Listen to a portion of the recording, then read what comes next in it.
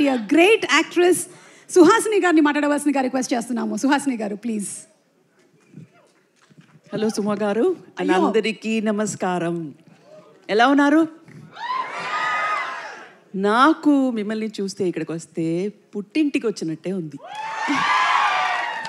ఏదో తప్పిపోయి ఆయన్ని పెళ్లి చేసుకున్నాను చెన్నైకి వెళ్ళి, లేకపోతే ఇక్కడే మీతోనే ఉండిపోయేదాన్ని.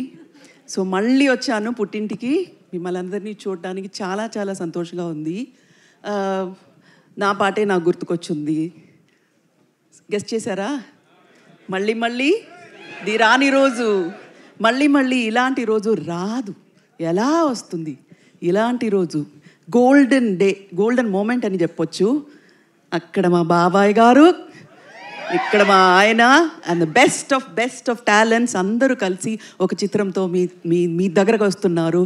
మీరు ఎంత సంతోషంగా, ఎంత ఎంతూసియాస్టిక్గా ఎక్స్పెక్ట్ చేస్తున్నారో అలాగే నేను ఎక్స్పెక్ట్ చేస్తున్నాను. ఎందుకంటే నేను పెద్ద ఫ్యాన్ అందరికీ, all of them. And Simbu special fan, ఎప్పుడో చెప్పాను. అండ్ అశోక్ సెల్వన్ అండ్ బరడి గారు, నాజర్ గారు, and beautiful Trisha and Abhirami అందరూ ఎంత బాగా యాక్ట్ చేశారో చెప్పలేను.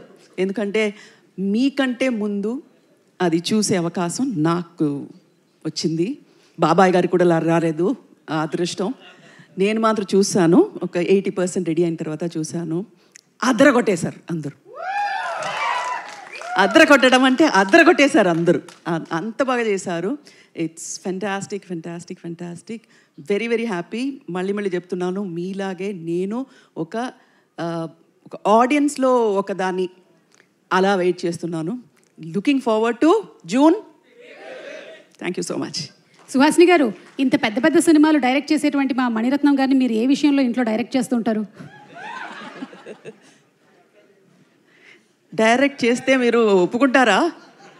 Will you listen to whatever I say మణి?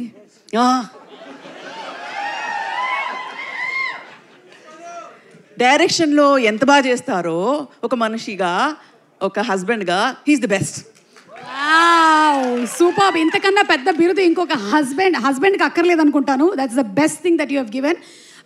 అయితే నాయకన్ సినిమాతో మీరు కూడా ట్రావెల్ చేసి ఉంటారు కదా, any memory from Nayakan film?